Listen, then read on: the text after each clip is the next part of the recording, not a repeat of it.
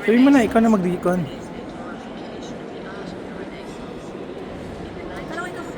Ikaw na magsalita.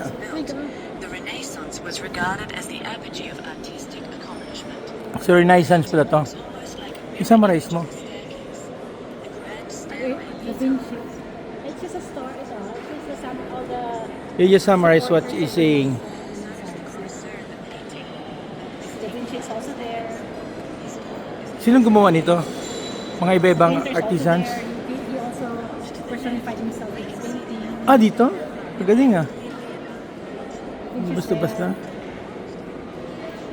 Kasi Da Vinci ito, tsaka yan. Ah, yan talaga? Grabe to ah.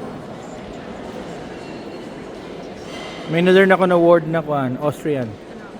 Osgang. Exit. Kung Hungarian naman, Kijarat. Exit also. Serbian ata parang Ilzas. Ha?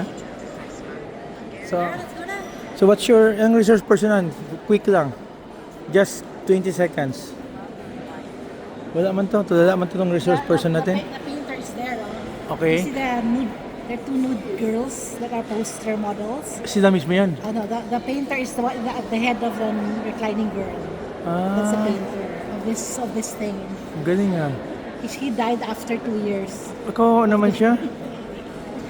What about the story of this one? Which one? That one? Yan ah, yan yung That story. one Yan yung story. was confiscated by the Austrian king when Napoleon died. Nickelodeon o When Napoleon? Napoleon died, this was confiscated. Di ba Cartoon Network yun? Sabi na ginawa dyan. Ano yung map ko?